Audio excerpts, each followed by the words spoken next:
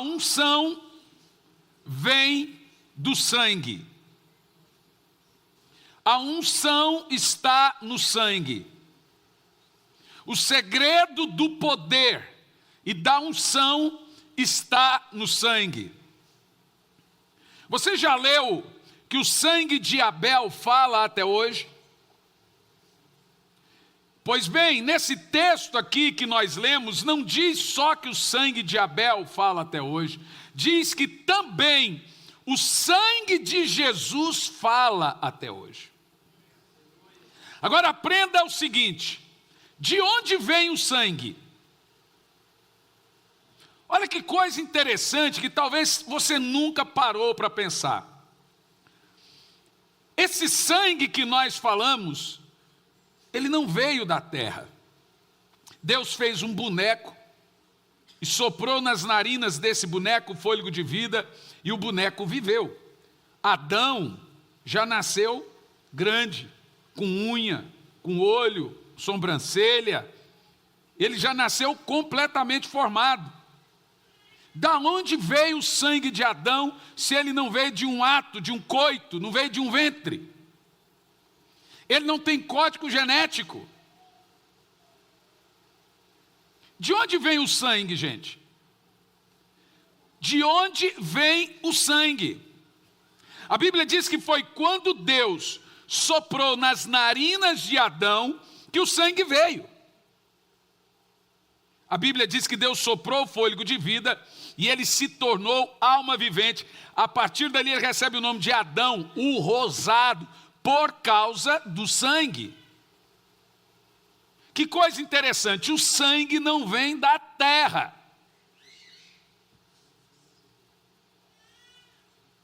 O sangue não é uma composição genética da terra. O sangue veio de Deus. De onde vem o sangue de Jesus se não vem também de um código genético? Jesus não teve um pai terreno. Ele foi gerado pelo Espírito Santo. Então, de onde vem o sangue dele?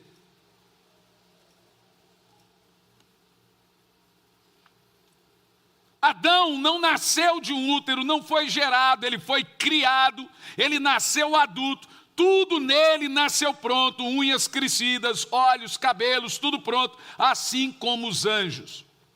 Quando Deus faz então o boneco de barro, a imagem de barro do pó, inicialmente não tinha vida. É como você olhar numa vitrine um manequim. Ali você tem uma imagem, mas o que faz aquele manequim ser somente um manequim é que ele não tem sangue. A vida está sempre no sangue. O sangue de Adão não veio da terra. Se não veio da terra, diz a Bíblia muito claramente que ele veio do sopro de Deus. Então o sangue veio diretamente de Deus. Foi depois que o fôlego de vida entrou em Adão, vindo então do próprio Deus e não da terra, a terra não deu vida a Adão. Todo ser vivo tem sangue nele. Não foi a terra que deu vida a Adão, como os panteístas dizem. Foi Deus. Foi Deus que deu vida a Adão, soprando o fôlego de vida. A partir do momento que Deus sopra, passa a existir o sangue em Adão, assim como no corpo de Jesus, que foi gerado pelo Espírito Santo. Agora pense. O que Adão perdeu quando ele pecou? Quando Adão caiu, ele perdeu a glória e a presença manifesta de Deus. A presença era o próprio Deus que caminhava com ele todos os dias ao romper da aurora. Crepúsculo, tem 2 crepúsculos na Bíblia, 18 horas e 6 da manhã, é viração de dia. Deus visitava Adão às 18 horas, no crepúsculo, todos os dias. Ou seja, Adão perde inicialmente esse contato com Deus. Ele peca, já no outro dia ele não tem mais esse contato com Deus. Quando Adão caiu, a divina presença de Deus foi retirada. E qual foi a primeira coisa que Deus fez quando Adão caiu? Derramou sangue. Ele mata um animal, eu acredito ser um cordeiro. E ali é um símbolo da anunciação do que aconteceria com Jesus lá na frente. Por causa do pecado de Adão, Deus mata o animal, derrama o sangue desse animal, cobre Adão com a pele daquele animal. Perceba que a primeira coisa que Deus faz depois da queda é derramar sangue. Porque Adão havia perdido a glória, ele era coberto com a glória, agora ele está com o pecado, Deus teve que fazer uma veste paliativa para ele e derramar o sangue.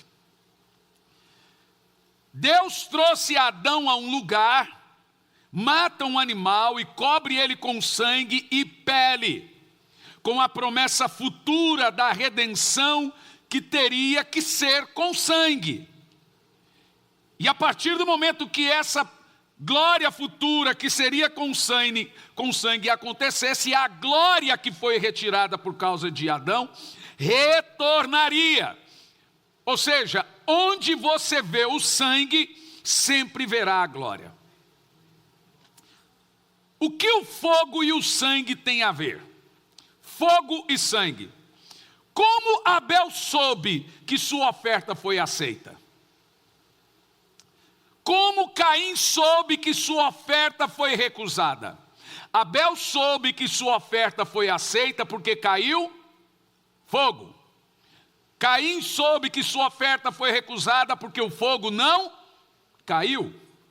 E por que caiu fogo na oferta de Abel? Porque ele derramou sangue. E por que não caiu fogo na oferta de Caim? Porque ele quis fazer a oferta que ele queria, não a que Deus queria. E aí o fogo não desceu. Deus queria sangue. Caim levou frutos da terra.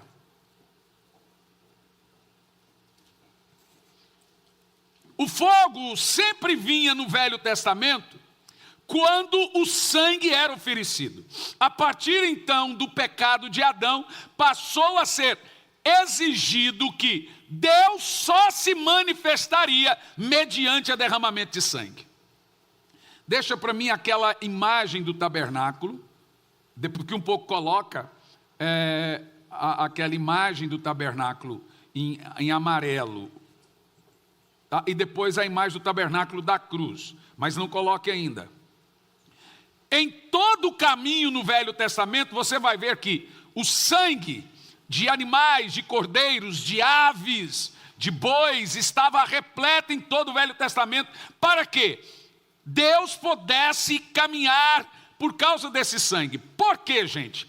Todo o Velho Testamento, de acordo com Hebreus capítulo 10, versículo 1, é sombra da realidade do Novo Testamento, mas não realidade. Como Jesus não tinha vindo em carne, né? Ele está lá, é evidente. Como o Espírito Santo não estava sobre toda a carne, então Deus tinha que manifestar-se de forma não real. Funciona assim: o tabernáculo de Moisés no deserto era reflexo do tabernáculo de Deus no céu. O tabernáculo de Deus refletia no tabernáculo de Moisés. Então o sangue no deserto era reflexo do sangue do Senhor no céu. Então refletia. Não era uma realidade. O sangue tem um propósito. E por que você tem ele em todo o Velho Testamento e no Novo de uma outra forma? Vamos analisar uma coisa aqui, sobre o fogo e o sangue. Veja, a unção está sempre no sangue. Veja, o fogo é um símbolo da unção de Deus. O fogo é um símbolo da presença de Deus, do avivamento e etc. Quando Caim ofereceu o sacrifício, o fogo não desceu. Isso simbolizava que a sua oferta foi rejeitada, porque não teve fogo. Os fogos sempre vinham no Velho Testamento como resposta ao sangue derramado. O fogo é sempre um símbolo da unção de Deus. Foi quando Deus respondeu com fogo. Antes disso, sempre havia derramamento de sangue. Então, a primeira vez que o fogo de Deus desce em resposta ao sangue é ali no início de tudo. Abel oferece o sangue e o fogo desce. O que o Caim faz? Ele vai lá e oferece outro sangue de morte. E aí traz uma maldição terrível sobre a terra. Ele não quis matar um sangue de um animal para Deus, mas matou do irmão. Entendeu a gravidade disso ou não? Você vê onde o orgulho chega? Ele derramou sangue. Mas o sangue é errado. Então escute bem. Abel soube que a sua oferta foi aceitada porque o fogo veio. Caim soube que sua oferta foi rejeitada, o seu culto, porque o fogo não desceu. É isso, gente. Um culto sem unção, um culto sem fogo, um culto sem glória, sem o Espírito, é um sacrifício rejeitado como o de Caim. Quando Deus aceita seu culto? Quando tem unção. Se não tem unção, Deus não aceitou. Está ali o sacrifício, mas Deus não aceitou. O fogo vinha constantemente quando o sangue era usado. Vejamos alguns exemplos. Toda vez que Moisés usava o sangue, o fogo descia. O fogo não podia se apagar. O sumo sacerdote tinha que manter o fogo aceso. E como ele mantinha o fogo aceso? Ele tinha que derramar o sangue no altar, na arca, matar o cordeiro no altar de bronze e jogar o sangue na arca. Então você percebe que o tabernáculo inteiro tinha um caminho de sangue entre o altar de bronze e a arca da aliança. O caminho do sacerdote era um caminho de sangue. Havia sangue em todo o tabernáculo, banhado com o sangue. E era esse ato que fazia o altar se manter aceso. Sem sangue não teria o fogo aceso. Quem entende o que eu estou falando? Quando Elias usou o sangue, matando um boi, o fogo desceu.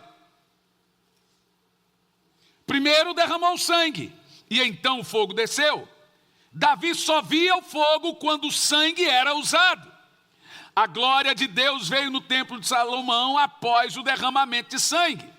Abraão ofereceu o cordeiro como sacrifício, derramou o sangue no Moriá, e Deus respondeu com fogo. Portanto, o sangue atrai a glória. Pergunta: o que desceu no Pentecostes? O quê? E quando é que veio o sangue? Se o sangue precede o fogo veio no Pentecoste, qual foi a hora que o sacrifício foi oferecido? Na cruz. Não poderia ser o contrário. O Espírito Santo jamais desceria sobre toda a carne se não houvesse um sacrifício de sangue. Então primeiro o sangue foi derramado, depois o fogo foi derramado. Você tem que se lembrar que o fogo só desce se houver sacrifício de sangue. O fogo do Pentecoste é uma resposta ao sacrifício da cruz. Por isso que primeiro você se oferece como sacrifício na cruz. Depois o fogo de Deus desce. Por isso que não há avivamento sem o sacrifício contínuo da oração. O fogo de Deus sempre será uma resposta ao sacrifício. Sempre no Novo Testamento, o fogo responderá ao sacrifício de sangue. Escute bem. Sempre no Novo Testamento, o fogo responde ao sangue, a unção ao sacrifício e o avivamento à oração. Percebe, entendeu agora? Vamos pegar a ideia da realidade. O que é a vida de oração? Já aprendemos que a vida de oração é o ato contínuo de sacrifício, de culto racional de Romanos 12, versículo 1. Ofereceis, portanto, os vossos corpos como sacrifício. Aonde? No altar. Isso é como? O apóstolo Paulo fala assim, faça isso, ofereça-se como sacrifício ao Senhor. Apresenteis os vossos corpos como sacrifício vivo, santo, agradável a Deus, que é o vosso culto. Essa é uma menção do culto diário do sumo sacerdote, da sua corrida de oração diária, do sacrifício que ele tinha que fazer todos os dias para manter o fogo aceso, e incluía sangue. A unção sempre estará ligada ao sacrifício. E se não tiver sacrifício, não haverá unção. Se não tiver altar, não haverá culto. Muitos estão como Caim, oferecem um culto, o fogo não cai. Mas agora estão até pior. se chateiam porque fazem um culto e não sentem nada, o óleo não fica molhado, porque o fogo não cai, ele vai fazer como Caim, se revoltar. Tem gente que fala assim, Deus não fala comigo. E Deus fala, você nunca falou comigo. Que resposta é que você quer de pergunta que você nunca fez? Igual o irmão me disse esses dias, assim, pastor, eu sou inacessível. Eu falei, você já escreveu para mim alguma vez? Ele falou, não. Tá bom, vou falar nada. Experimente escrever para mim, vamos ver se eu sou inacessível. Agora, a sua mensagem não me domina. Eu vou responder no meu tempo. Se eu tivesse um telefone de fio, você não ia ligar para mim toda hora, a cada 2 minutos eu ia atender.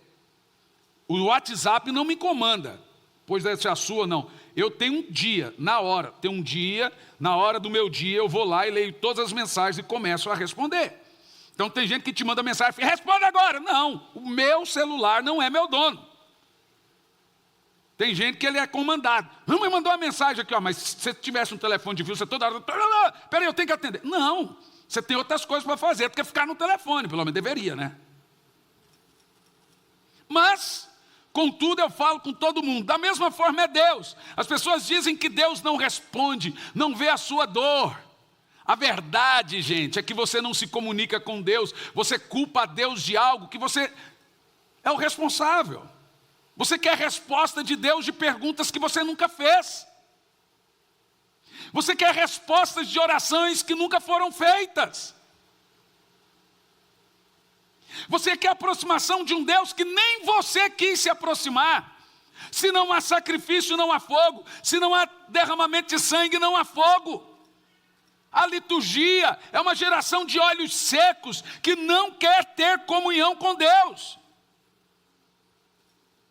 Hoje uma irmã me mandou uma mensagem dizendo que estava no culto dela, no Instagram, uma igreja conhecida. E disse que o pastor pegou o microfone e disse que não precisa jejuar e orar porque estamos na graça. O que eu faço? Você vai lá e confronta seu pastor, eu disse para ela. Vai lá e diga para ele se ele realmente crê nisso. Se ele disser que crê nisso, você arruma outra igreja para você.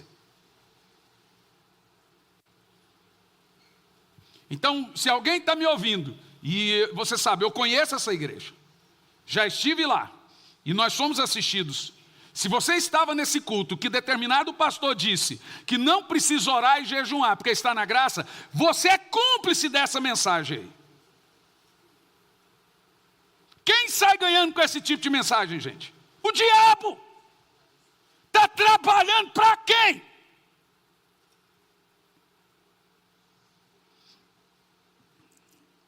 E aí agora a gente está como Caim, faz culto do nosso jeito, da nossa maneira, o fogo não cai e fica revoltadinho com Deus, porque quer fazer do seu jeito. Aí não tem fogo, os olhos estão secos, não tem unção, não tem graça. E eles se contentam com os olhos secos, não tem olhos molhados. Se o culto não é para Deus, é para quem? Para homem. É culto, mas não é para Deus. É uma constatação bíblica. Deus só responde ao sangue. Então veja bem, era sempre necessário um cordeiro. Porque Deus só responde ao sangue. No Velho Testamento era sempre necessário um cordeiro. Escute bem, há muitos cordeiros no Velho Testamento. Muitos morriam. Todo dia. Mas só há 33 tipos de cordeiros proféticos apresentados no Velho Testamento. Esses 33 tipos de cordeiro, literalmente representam Jesus. Toda vez que apareceu esses 33 tipos de cordeiros na Bíblia, está evidentemente falando de Jesus, com seus 33 anos de idade, morrendo na cruz do Calvário. Por exemplo, em Êxodo 12, nós temos um desses 33 tipos de cordeiro, que foi morto um dia antes do povo sair do Egito, para passar o sangue no umbral da porta. E diz o texto que o anjo da morte veio e não pôde entrar naquelas casas por causa do sangue. Esse é um tipo do Cordeiro de Deus, do sangue de Jesus derramado. Então o que temos aí? Quando o sangue foi derramado, um dia depois eles saíram do Egito depois de 400 anos de escravidão. Mas eles matavam o cordeiro todo dia. Mas aquele cordeiro era o profético. Então não era qualquer cordeiro. Agora eles mataram o cordeiro certo. Então Deus sempre, até vir Jesus, exigiu um cordeiro. Você vai se lembrar então que cada família matou o seu cordeiro, comeu a carne dele, com erva amarga. A erva era para eles não se esquecerem dos 400 anos de escravidão, para também não relaxar. E o pão era para se lembrar da libertação. E a carne do cordeiro de Deus, cordeiro pascal. Todos os patriarcas, profetas entenderam que deveriam usar sangue. Então não havia ritual, não havia culto, não havia nada sem antes começar pelo ato do sangue. Deus usou sangue para fazer Adão, soprou o fôlego de vida. Abel usou sangue para fazer o fogo descer. Noé, ao sair da arca, seu primeiro culto em terra firme, ele usou sangue e retomou a aliança de Deus com a humanidade. Primeira coisa que Noé fez, usou sangue. Abraão fez seu primeiro sacrifício na terra de Canaã, derramou sangue. Na aliança de Abraão com Melquisedeque, Melquisedeque dá a ele pão e vinho, que representa o corpo de Cristo, que contém o sangue de Cristo. E o pão, que representa o Espírito, a carne do Senhor. É o sangue e o pão. Cada homem que andou com Deus, a primeira coisa que fizeram foi construir um altar e ali manter diariamente o sacrifício. Sem um altar particular, não haverá fogo do céu, presença de Deus, resposta à oração, porque são perguntas nunca feitas. Mas você morre de vontade de viver milagre, mas sequer pede por um. Você reclama por não ter, mas não pede. Jesus disse, vocês não estão pedindo nada no meu nome ao meu Pai. Peça para que a sua alegria seja completa. O sangue, gente, é um batismo permanente de Deus. Todo servo de Deus constrói um altar. Noé sai da arca, constrói um altar e batiza a terra com sangue. Abraão chega em Canaã, constrói um altar e batiza a terra com sangue. Isaac, a primeira coisa que ele faz, constrói um altar e aplica o sangue. Jacó, a primeira coisa que ele faz, constrói um altar e aplica o sangue. A primeira coisa que Deus pediu para Israel, uma noite antes de sair do Egito, aplique um sangue, mata um cordeiro para cada família, passe o sangue nas portas. No dia seguinte eles foram livres de 400 anos de escravidão. Davi conquista Jebus, depois vem a ser Jerusalém, porque ele aplica o sangue, batiza ali, faz um sacrifício, e agora ele conquista a cidade de Jerusalém, porque ele aplicou o sangue. Salomão termina de construir o templo, se entristece, porque a glória de Deus não descia, a glória de Deus não vinha, então ele entende, vai lá e aplica o sangue, a glória de Deus desce.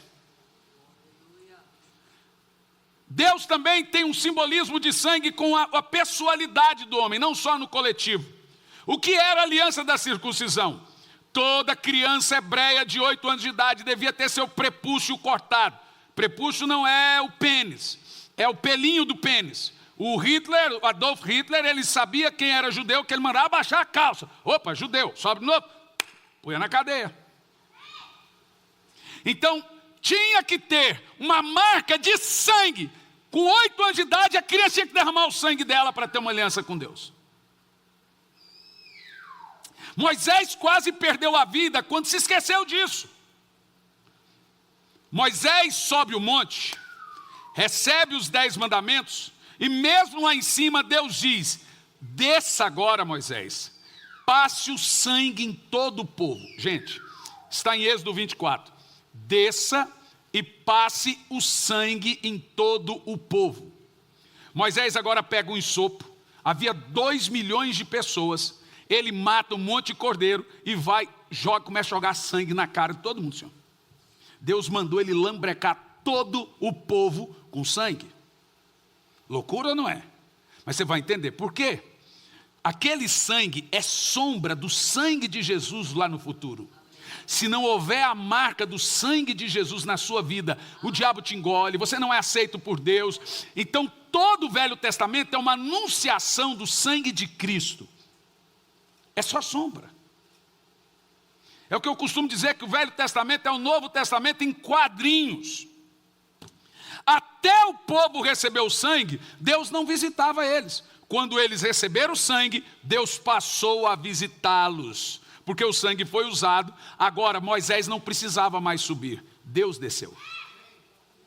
Você entendeu? Porque o sangue foi usado, agora Moisés não precisava mais subir. Deus desceu.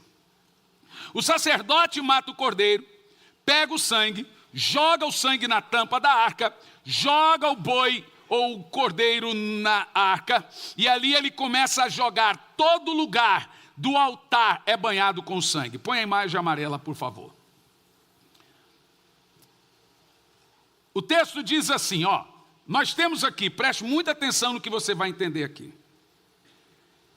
Aqui é o primeiro lugar que entra no tabernáculo, o altar de bronze. Na realidade, nós temos aqui 6 altares, são chamados de altares. Em Salmos 84, versículo 1, tem um cântico do filho de Corá, que Davi canta depois. E eu acho que vocês já cantaram muito essa canção. Com amáveis são os teus tabernáculos, Senhor dos exércitos. A minha alma suspira e desfalece pelos teus átrios. O pardal encontrou casa, a andorinha ninho para si. Eu encontrei teus altares, Senhor, Rei meu e Deus meu. Sabe o que é interessante nesse texto? Davi diz, o pardal encontrou casa, a andorinha encontrou um ninho, eu encontrei teus altares. Interessante que ele não fala teu altar. E você vai pegar desde o verso 1, ele está falando do que está dentro dos átrios do tabernáculo. Ele diz, a minha alma suspira pelos teus átrios, pelo teu tabernáculo. Davi está dizendo que, assim como é importante para o pardal encontrar a sua casa, a andorinha o seu ninho, é importante para o servo de Deus encontrar os altares.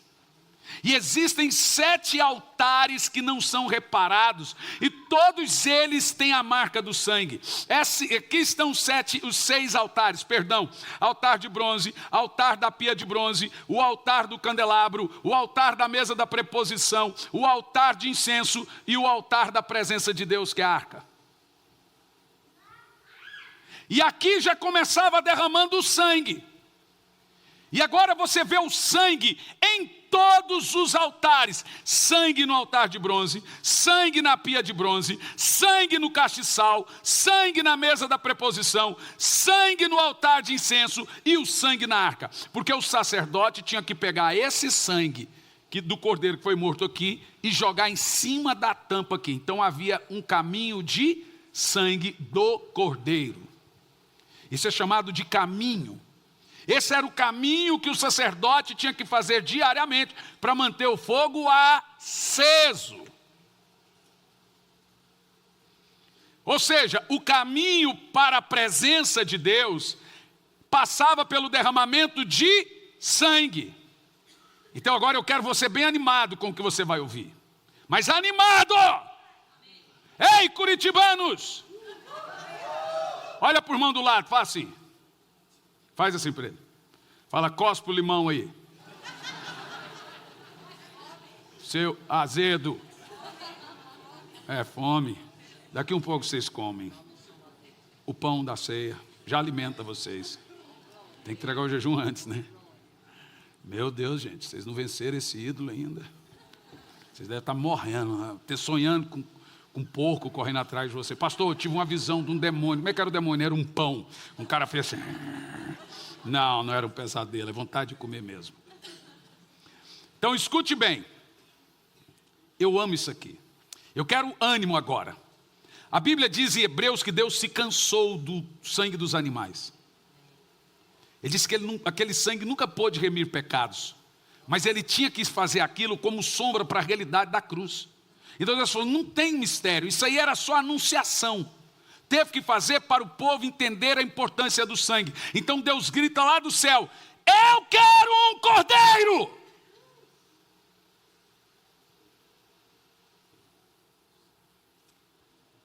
profeta Isaías diz: quem deu crédito à nossa pregação e quem se manifestou o braço do Senhor? Isaías 53 primeiro, porque foi subindo como renovo perante ele e como raiz de uma terra seca, não tinha beleza nenhuma para que nós o desejássemos, era desprezado e o mais indigno entre os homens, e não fizemos dele caso algum. Porém, verdadeiramente ele levou sobre si o pecado de nós todos, e nós o reputamos por aflito e ferido de Deus, mas ele foi moído pelas nossas iniquidades e levou os nossos pecados. A Bíblia diz que Deus olhou e viu que Jesus era um cordeiro aceito, favorável. Deus gritou: eu quero um cordeiro definitivo. Escute isso, houve um grito no céu para uma resposta na terra. Deus bradou: eu quero um cordeiro. E um profeta no deserto gritou: eis o cordeiro de Deus, eis o cordeiro real, eis o cordeiro favorável, ele é o cordeiro. Bendito seja o cordeiro. Lembre-se, o caminho para a presença no tabernáculo sempre foi marcada com sangue, desde a entrada até a arca. Era banhado com sangue. Mas agora a Bíblia diz que existe um novo caminho.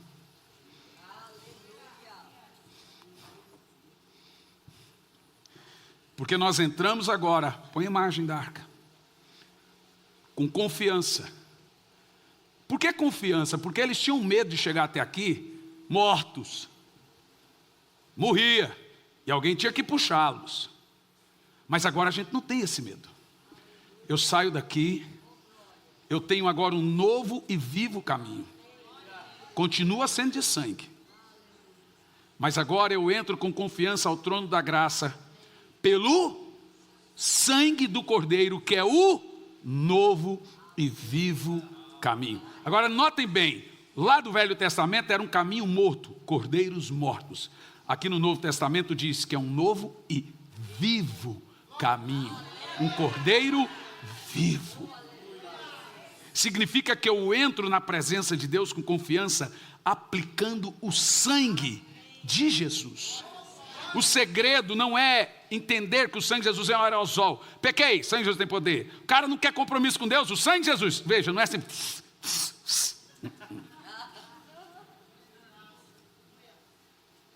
Tem gente aí até blasfema, fala, sangue de Jesus tem poder. Ele pensa que é macumba. Não é? Vou te explicar como que funciona essa questão do sangue de Jesus. Imagina aqui o tabernáculo. O camarada descobria que ele tinha lepra. E a lepra na Bíblia é a doença que representa o pecado. Por isso que lepra, a Bíblia não fala de cura de lepra, fala de purificação de lepra. O leproso não procurava um médico. Ele procurava o sacerdote. Jesus falou para os leprosos, procura um médico. Ele falou, procura o sacerdote. Porque lá na Bíblia ficava leproso gente rebelde, gente desobediente. Então veja, às vezes você pensa que as coisas estão mal na sua vida, não é só quando falta dinheiro, porque tem gente que só corre para Deus quando tem problema financeiro, quando o carro bate. Mas quando você também não consegue orar, quando você também vai mal espiritualmente, é lepra!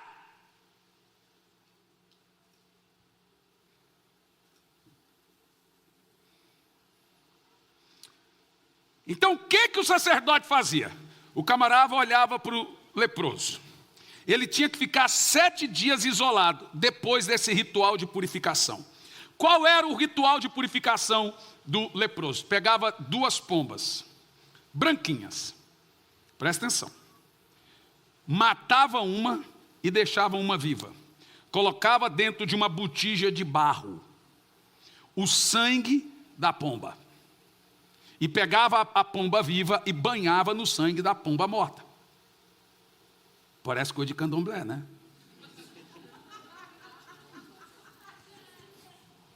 Está lá na Bíblia, Levítico. O diabo exige sangue até hoje nos seus rituais. Não tem ritual sem sangue. Aí o que o sumo sacerdote fazia? Cadê?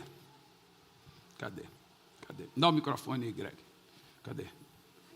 Se vira, Greg. Pega o microfone, Greg. Imagina, ele tinha que pegar isopo. Isopo era uma planta assim meio roxinha, muito bonita, muito pura. E ele tinha que pegar essa planta de isopo e banhar a madeira de acácia. A madeira de acácia simboliza a cruz. O isopo simboliza a santidade. Aí lá vem um leproso diante do sacerdote. O sacerdote olhava assim, você está leproso. Então o que ele fazia? Pegava aquela botija de barro, cheia do sangue da ave morta, misturada com a ave viva. O que a ave viva tem a ver? Já te falo. Ele pegava o isopo na ponta da madeira e banhava e começava a jogar no leproso. 1, pá! 2, 3, vai jogando. Foi assim que Moisés fez com 2 milhões de pessoas. 4, e a ave está viva lá e no sangue da ave morta. 5, 6, 7. Ele banhava o leproso 7 vezes. A Bíblia fala de aspergir. Por isso que a Bíblia diz que Jesus aspergiu o seu sangue. O sangue da aspersão. Agora ele tinha que ficar 7 dias em isolamento. E depois ele tinha que vir na saída do tabernáculo, atrás do sacerdote. Estou limpo. Aí o sacerdote examinava. Você está curado, pode ir para o meio do povo. Você vê? Vê que não era uma coisa ligada à doença, era ligada ao pecado. Aí você fala, por que a ave morta e a ave viva? A ave morta representa Jesus. E a viva? Jesus também. A ave morta representa o Jesus homem morto. A ave viva representa o Jesus Deus vivo. A ave morta representa a morte de Jesus. A ave viva representa o Jesus. As duas representam Jesus. A morte e a vida. Isso era chamado de ritual para os pecados ocultos. 7 vezes o sangue tinha que ser jogado no leproso. Agora pensa o seguinte. Você sabe quantas vezes Jesus derramou o sangue na cruz? 7. Há registro na Bíblia que houve 7 derramamentos do sangue de Jesus na cruz. Quando Jesus estava na cruz, você tem que imaginar Deus fazendo isso. 1, no Getsemane. 2, na sua barba. 3, nas suas costas. 4, nas suas mãos. 5, na sua cabeça. 6, nos seus pés. 7, no seu lado. Por 7 vezes o sangue de Jesus foi derramado para levar e purificar aqueles que creem nele, que os seus pecados agora foram lavados, aspergidos. O ato de Deus é esse, aspergir o sangue de Jesus em cada irmão que crê. Por isso que você lê lá em Apocalipse, eles o venceram pelo sangue do Cordeiro e pela palavra do testemunho que deram.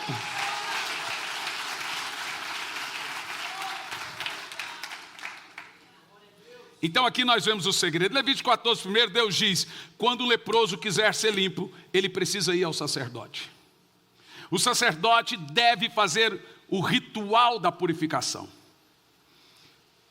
Põe para mim Apocalipse 12, e eu quero mostrar para você o grande segredo a partir do 10.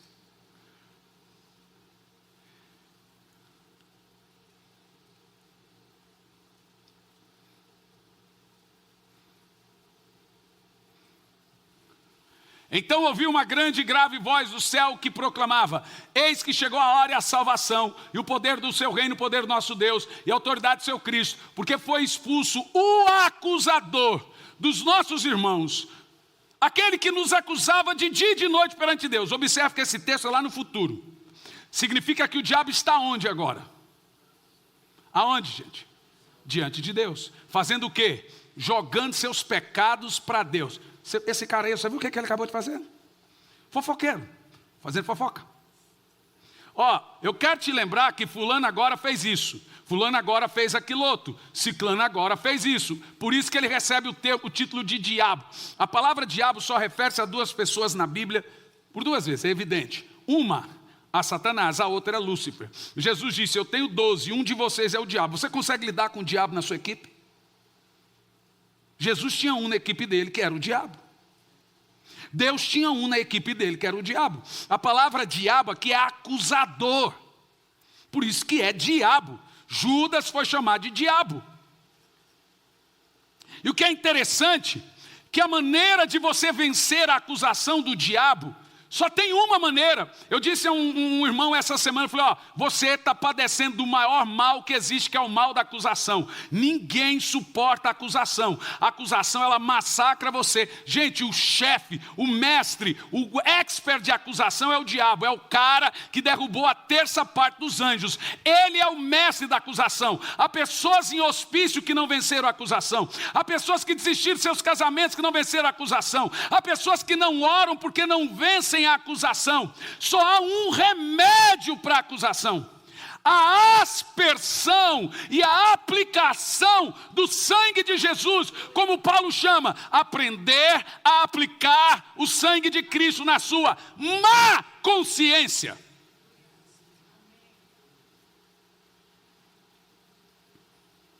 Então eu quero te ensinar a aplicar os 7 derramamentos do sangue de Jesus, porque o ato do arrependimento e do perdão é isso. 1, 2, só que agora você não tem um animal, você tem o quê? O Cordeiro vivo, é o novo e vivo caminho. Então quando eu uso o sangue de Jesus, eu uso um sangue vivo. O diabo mal suporta a menção do sangue, quanto mais o sangue de fato. Eu poderia gastar tanto tempo aqui falando sobre as minhas experiências com o sangue de Jesus. Mas desde o dia que eu aprendi a utilizar o sangue de Jesus, a minha vida mudou completamente. A aplicar os 7 derramamentos do sangue de Jesus, a minha vida mudou completamente. Irmão, você sabe o que é jejum? Todo mundo aqui está em guerra com o diabo. Só que aquela guerra de Facebook, de indireta, ô cachorro! É, porque eu também, um joga indireta para o outro. Agora jejum é trocação. Vem para o play, seu filho de uma mãe. Você é homem? Jejum é chamar o diabo para trocar tapa. Você está trocando soco com o diabo todos os dias e não quer retaliação. Por isso que a Bíblia fala que você tem que vigiar. Tem gente que fica mais rebelde no jejum. Em vez dele vigiar, controlar, o diabo entra nele. Você tem que falar, espírito bom, sai desse corpo das trevas, deixa Lúcifer em paz.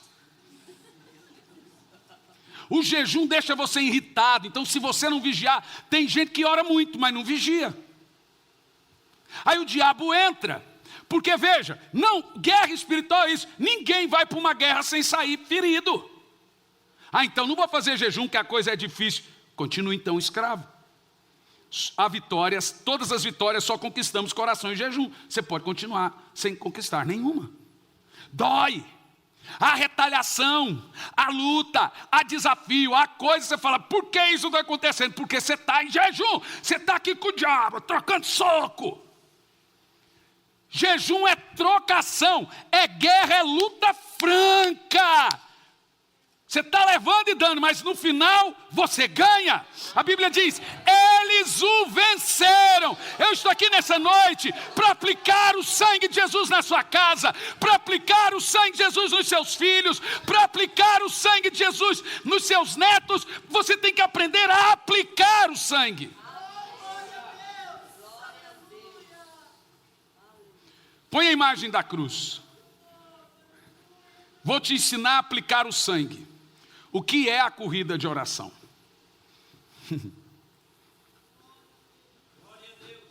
É o caminho do novo e vive o caminho através do... O camarada não faz. Olha, eu amo muito o texto que diz assim, ó, aquele que habita no esconderijo do Altíssimo, à sombra do Onipotente. Eu gosto da palavra descansa. quem não ora certo não tem descanso. Direi o Senhor, Ele é o meu refúgio. A palavra refúgio e esconderijo ali é a palavra lugar secreto da oração. Ele diz, Ele é o meu refúgio, a minha fortaleza. O salmista, quando canta esse texto, ele deixa claro que você descansa em Deus. E diz mais, debaixo das suas asas, você está seguro. Agora, debaixo, você sabe qual é o nosso problema? Nós queremos segurança sem estar debaixo das asas. Deus não tem responsabilidade de guardar ninguém que põe a cabecinha para fora. Pá, o diabo está lá do lado de fora com a marreta. A hora que você põe, você fala, pum! O cara quer que Deus protege ele, mas ele sai das asas. É debaixo das suas asas, no lugar, o nosso lugar seguro. Olha, esses dias eu fui cancelado na internet. Nunca imaginei. Perdi 90 mil seguidores em menos de um mês, porque eu citei ao negócio sobre oração, ensinando os intercessores a orar e não só interceder. Quase morri de tanto apanhar. Eu nunca imaginei que seria cancelado. Então eu vou te contar o que aconteceu comigo. Cheguei em casa esse final de semana não, segunda. E eu falei, agora senhor, quando eu viajo eu estou focado, quando eu chego em casa eu estou pensando na igreja, eu vou orar para os irmãos, etc. Eu vou orar por essa situação. Acordei 4 da manhã e fui para o meu quarto de oração. Quando eu fui para o quarto de oração, fui orar, não tinha oração para orar. Falei, senhor, o que está acontecendo? Ele falou assim, não é para você orar aqui. Vai lá para a sala orar.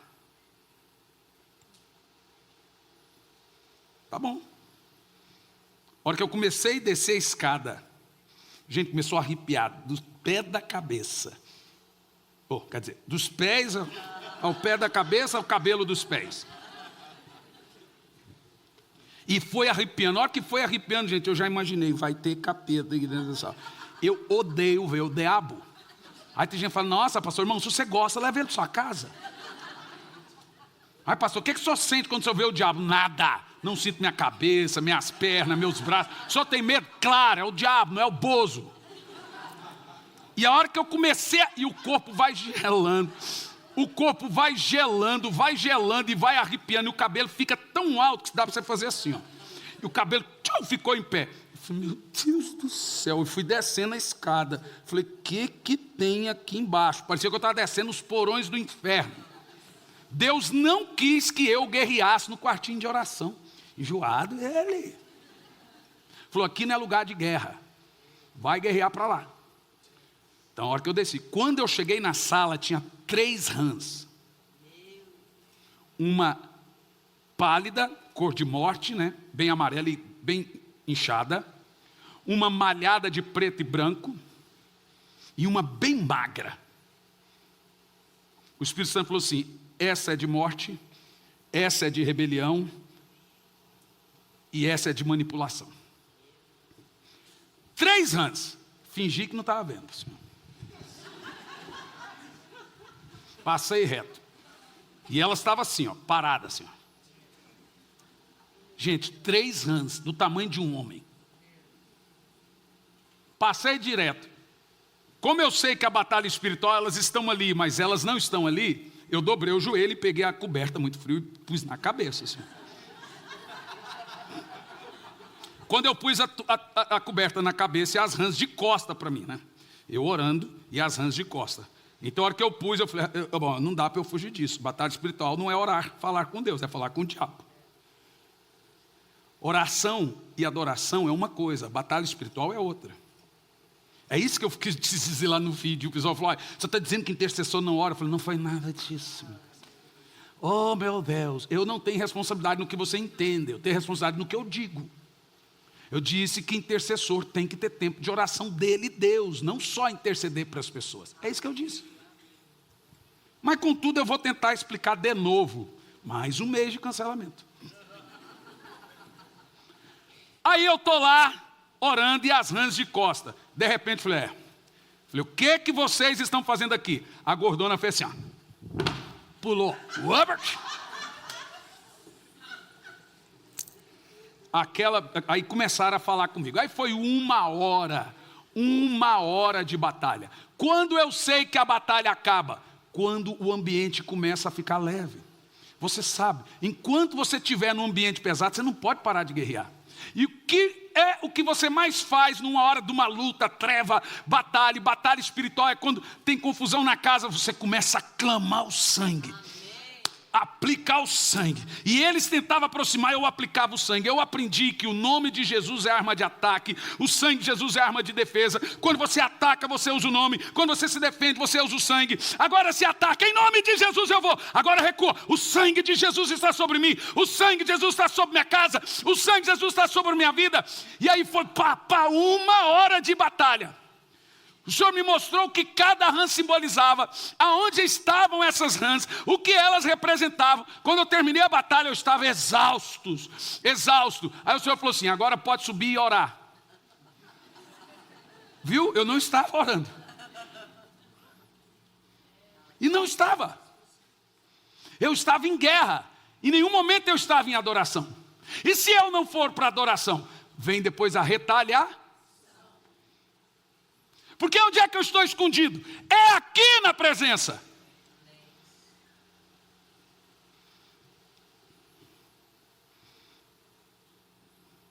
Aí eu subi. Quando eu fui subir, eu já senti o ambiente leve, mas eu já estava destruído. Porque batalha arrebenta com você. Quando eu subi, eu fui subindo. Eu aplico os 7 derramamentos do sangue de Jesus sobre a minha esposa, aplico o sangue de Jesus sobre meu filho, aplico o sangue de Jesus sobre minha filha, aplico o sangue de Jesus sobre minha nora, sobre os 10 netos que eu vou ter, eu aplico o sangue de Jesus, eu vou aplicando o sangue, eu não quero nem saber, é 10, se vire. Então assim, eu vou aplicando o sangue de Jesus, e vou orando por sangue, e levando o sangue. Então eu levanto, eu vou lá no meu filho, dou um beijo nele, o sangue de Jesus está sobre você. Vou lá na minha filha, eu aplico o sangue de Jesus sobre você. Vou na minha esposa, então eu fui subir na escada. Eu olhei assim, eu tive uma visão. O sangue descia e cobria toda a casa. O quarto da Isa, a luz está queimada já tem um tempo. Coisa de pai que viaja. E a hora que eu fui subir a escada, a casa clareou toda. Isso era 5 da manhã, você viu? Eu já estava guerreando há tempo. Agora o meu tempo com Deus ia começar. A hora que eu fui subir, o quarto ligou sozinho. Eu chamei minha esposa e falei, amor, vem aqui. Você está aí no quarto? Dormindo. Quando eu cheguei, dormindo. Falei, amor, vem aqui. Você ligou o quarto da Isa? Ela, não. A luz está queimada. Eu falei,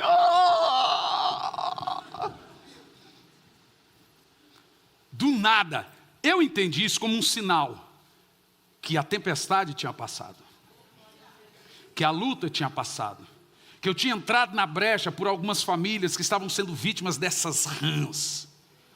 Eu lembrei de cada um de vocês, gente. Não sabia nome, mas vinha rostos. Famílias vítimas de uma rã, outra de outra, rãs. Lembra, as rãs lá no Egito era demônio, sapo. E aquilo foi uma guerra tão terrível, mas pensa numa guerra boa. Eu me imaginava dando assim no diabo, tá, aquele estalado. Mas depois eu corri para debaixo das asas, irmão. Porque é lá que o diabo me procura e não me vê. Você entendeu o que eu quis dizer? Você pode interceder por quem você quiser, pela nação, pelo quem você quiser, mas depois corra para adorar. É a adoração que te protege, é o altar que te protege. Corra para a cruz, lá debaixo das suas asas você está seguro. Quando você souber a usar o sangue de Jesus, utilizar o sangue de Jesus, você tem que entender que a unção está no sangue. O sangue que faz a unção descer. Sabe por que muitos de vocês não sentem unção e presença de Deus? Por causa da acusação do diabo na sua mente. Deixa eu te falar um negócio. Toda vez que você vai buscar Deus, você fala, por que um chora outro não? O diabo fala assim, você não pode adorar assim. Seu passado é isso. Então vem a acusação. O que eu aprendi a fazer? Eu aplico o sangue de Jesus. Então começa, Senhor, eu aplico os 7 derramamentos do sangue de Jesus na minha consciência. Eu levo a minha mente cativa ao Senhor. Levo a minha mente cativa à minha esposa. A minha mente não está presa. Eu não saio na rua vendo mulher bonita assim. Eu fico assim, fico sentado assim, no aeroporto, olhando. Quando você olha, tem uma mulher sem roupa, com roupa. Então eu fico assim. Porque tem homem que sai procurando. Onde veio? Eu fico assim. Põe um fone e fica assim. Então eu falo, Senhor, eu prendo a minha mente naquela galega brava. Galega deliciosa, minha. Eu prendo a minha mente nela. Eu levo a minha mente cativa a Cristo. Você tem que prender a sua mente. A Bíblia diz, elevando a sua mente cativa. Os pensamentos falam, eu aplico o sangue de Jesus nos meus pensamentos. Paulo diz, purificando seus pensamentos com o sangue do Senhor. Os nossos pensamentos não são puros, e eles nos traz acusação e nos impede de sentir a presença de Deus. Por isso que gente amargurada vai para o inferno, porque a mente está suja, o coração está sujo. Então o que você tem que fazer? Faz o exercício. Como que a unção vem? Aplicando o sangue. Quando você aplica o sangue, o fogo desce. Então o que é que eu faço? Senhor, antigamente cantava assim, ó, eu entro no santo dos santos, por teu sangue posso entrar, a ti somente eu canto, ao grande eu sou vim honrar, eu adoro a ti. Veja, você entra vislumbrando. A minha filha esses dias perguntou, papai, o que é presença de Deus? Eu falei, tá bom, vou te dizer. Como que eu posso ver Deus? Eu falei, filha, você quer ver Deus? Na cama. Ela apronta muita coisa comigo na cama, gente. Até filmar e postar no Instagram. Quando eu vi já estava. Não tinha mais o que fazer. Super tifum. Ainda bem que o povo não sabe o que é isso. Deixa quieto. Sem barulho.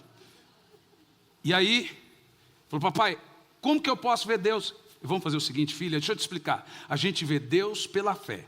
O que é fé? Mentalizar. Saber que está acontecendo. Como assim? Feche seus olhinhos, filha. Sabe por que criança na hora recebe a presença de Deus? Porque ela nunca precisa passar pela cruz. Esses 3 altares a criança não precisa passar. Porque esses 3 altares é para purificar coração e mão. 3, né? 2, né? A cruz é todo o altar. 2. O altar de bronze é para purificar coração. A pia é para lavar as mãos. Quem entrará no santo lugar? É o que tem as mãos limpas e o coração puro. O adulto é cheio de raiva, cheio de revanchismo. Ele quer retalhar, ele quer fazer vingança. É justiça própria. Ele acha que está com a razão. Então ele não consegue chegar diante de Deus. O culto dele, fogo, não desce. Ainda que desce para um, para ele não desce. É um culto de Caim. Porque o coração está cheio de reserva. Você entendeu o que eu estou falando? A criança é pura. Então ela já sai daqui e vai direto aqui. Por isso você começa a ministrar na criança, a lágrima já começa a rolar. O povo fala, mas como? Porque ela vai direto. A criança tem um atalho da presença. É o coração puro. Então normalmente, eu falei, filha, fecha os olhos. Olha como é lindo a pureza de uma criança. Imagina que você está numa sala gigante, gigante. Ela é gigante quanto? Tamanho do universo. É grande, papai, é grande. Imagina que nessa sala tem um trono gigante, gigante, gigante, no centro da sala. Que tamanho? Tamanho do universo. Papai, é grande. Imagina que esse trono é roxo. É cor safira, âmbar. Imagina que embaixo é um rio de cristal. E tem um monte de anjo andando para lá e para cá, raios e trovões saindo desse trono. Você está vendo? Estou vendo, papai. Agora imagina que tem uma pessoa sentada nesse trono. Você está vendo, filha? Estou vendo, papai. Imagina que o rosto dele é brilhante como o sol. Então eu não consigo ver. A ideia é essa. Mas você está vendo a face brilhando como o sol? Estou vendo. Seus cabelos brancos como a neve. Seus olhos como chamas de fogo. A sua face é maravilhosa. Suas vestes cobrem todo esse espaço gigante. E ela ali, aí eu ouvi o silêncio. Quando eu olhei, ela... Falei, o que foi, filha? Eu estou vendo ele, papai. Sabe o que é isso? É assim que nós contemplamos o Senhor, pela fé. Sabe o que você faz quando você ora? Pega a sua mente, leva cativa a Cristo, prende ela, imagina-se diante do trono, imagina-se na sua corrida de oração, Pensa, daqui um pouco a mente divagueia, você volta. E começa, eu aplico o sangue de Jesus no meu pensamento. Eu aplico o sangue de Jesus na minha casa. Senhor, meu coração, mas eu aplico o sangue de Jesus nesse coração. Estou com raiva, mas vai jogando sangue. E você vai lavando. E você vai banhando a sua corrida de oração com o sangue de Jesus. Daqui um pouco você está à porta dele. Aprenda a jogar o sangue de Jesus no seu casamento. Eu aplico o sangue de Jesus sobre minha esposa. Eu aplico o sangue de Jesus sobre meu marido. Eu aplico o sangue de Jesus na minha vida financeira. Eu aplico os 7 derramamentos do sangue de Jesus. Eu faço. Senhor, eu aplico o teu sangue na minha cabeça, para que eu tenha uma mente boa para pregar, para que eu não esqueça de nada. Eu aplico o teu sangue. Senhor, o Senhor quer que eu faça a sua obra? Então eu aplico o teu sangue. Me dê saúde mental, emocional e física. Me dê força para pregar, Senhor. Me dê força emocional para aguentar a pressão, porque servir a Deus é uma pressão muito grande. Então, o que eu faço, Senhor? Clama o sangue, meu filho. Clama o sangue, porque eu já dei o sangue. Eu dei o sangue para você usar. Então entra por esse sangue. Use esse sangue. Quando você usar o sangue de Jesus, você vai ver. Vai mudar suas finanças. Vai mudar sua saúde. Vai mudar vocês. Quem não usa o sangue estão desprotegidos. Faz o exercício agora. Joga o sangue de Jesus na sua mente agora. Pega toda a amargura que você tem, pensamento, e aplica os 7 derramamentos do sangue. E você vai começar a sentir uma presença de Deus agora. E se você não fizer isso, você deixará que você seja parecido com Lúcifer. Isso é rebelião a Deus. Vença a justiça própria, aplica o sangue aí. Quem se humilha será exaltado, quem se exalta será humilhado. Aplica o sangue aí agora. Ele vai curar toda angústia, todo mau pensamento. O fogo vai descer sobre o seu altar agora. E você vai sentir uma presença inigualável. Sabe por quê? Porque agora Ele está purificando você de toda má consciência.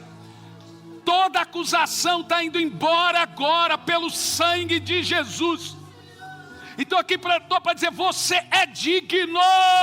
Você é digno pelo sangue. Pelo sangue você é digno. Pelo sangue você é digno. Pelo sangue você pode entrar. Entra agora pelo sangue. Deus quer que você entre pelo sangue agora. Você está vendo?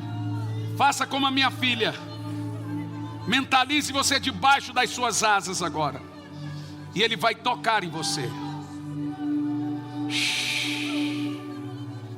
Ele está tocando em você agora. Você está sentindo a presença? Aproveita agora e começa a orar em línguas enquanto Ele toca em você. Você está banhado com o sangue de Jesus. Você está tomado com o sangue de Jesus agora. O diabo está olhando para você, sabe o que ele está vendo? O sangue de Jesus. Ele não consegue olhar para você porque ele está vendo o sangue. Gente, o segredo do fogo é o sangue. Então clame pelo sangue. Aplica o sangue, o fogo vai descer na sua casa, na sua vida. Está vendo cura aqui agora. Está vendo transformação aqui agora. Isso, aplica o sangue. É tempo de cantar, é hora da sua vitória. Eles o venceram pelo sangue, pelo sangue, pelo sangue, pelo sangue, pelo sangue, pelo sangue, pelo sangue, pelo sangue. Vai dizendo, há poder no sangue de Jesus, há poder no sangue de Jesus. Vai repetindo, o sangue de Jesus está sobre minha casa, o sangue de Jesus está sobre minha vida, o sangue de Jesus está sobre minha filha, sobre meu filho. Eu aplico o sangue de Jesus nessa situação. Isso, igreja do Senhor. Vai, repita o sangue. Clame, o diabo tem que ouvir que você está se lavando. 1, 2, fala, eu coloco os 7 derramamentos do sangue de Jesus sobre mim agora. Isso, igreja. Tcharalabala caralabala carabas tere calabas. Teresoloco terebala tere calabas. Teresondoloco revata labalabas. Tere canta labas soroco teleba. Xerecalabás. Não deixe a sua família padecer. Aplica o sangue. Aplica o sangue. Aplica o sangue de Jesus aí agora. Essa é uma oração diária, constante. É o nosso ritual hoje, é o novo e vivo caminho. É pelo sangue de Jesus. É pelo sangue de Jesus. Aplica o sangue agora na sua amargura, na sua ansiedade, na depressão. Aplica o sangue no problema financeiro. Aplica o sangue. Aplica. Põe o sangue em todos os órgãos vitais do seu corpo. Aplica o sangue no rim, no sistema linfático. Aplica o sangue no pâncreas. Aplica o sangue aí agora no fígado. Aplica o sangue na carótida, na horta. Aplica o sangue no coração. Aplica o sangue no intestino grosso, fino, delgado. Aplica o sangue agora. Aplica o sangue aonde você tem que aplicar o sangue. A igreja tem que aprender a utilizar o novo e vivo caminho, que é o sangue de Jesus.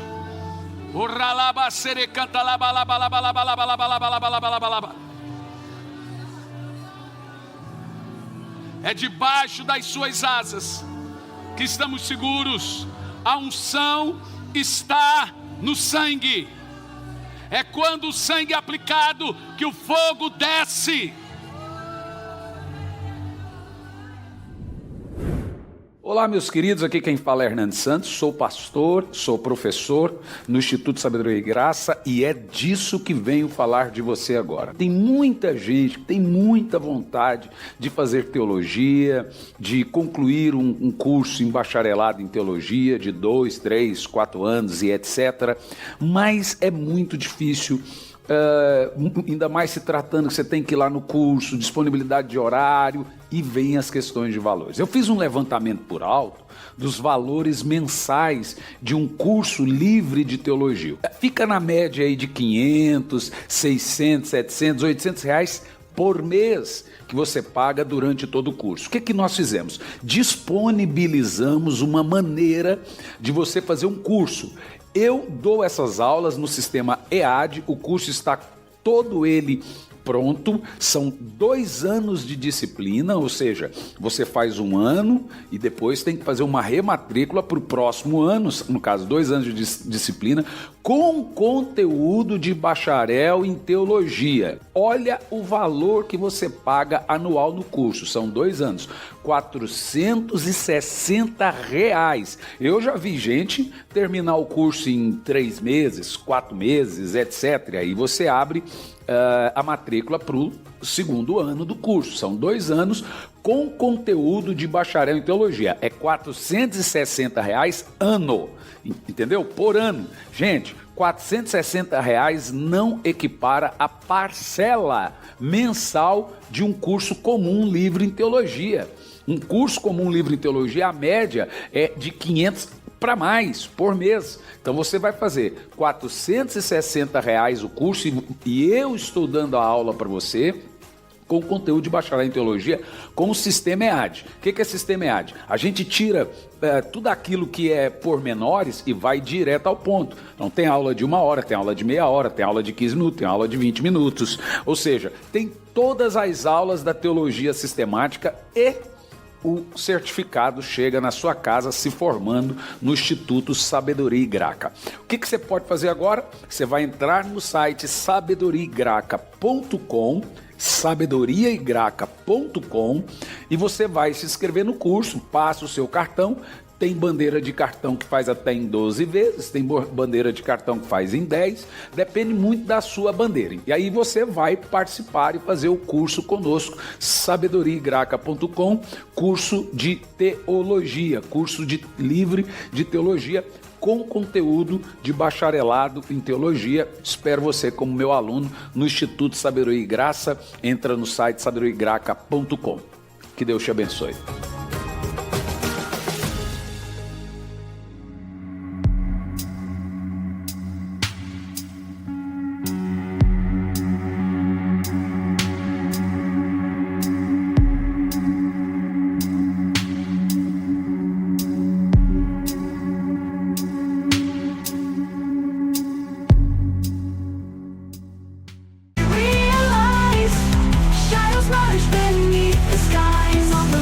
take our stand in this concrete wonderland. United hand in hand we stand, a future built on shifting sand. With every echo, every rhyme, we'll rise above, we'll take our time. Embrace the shadows, make them shine, a symphony forever live.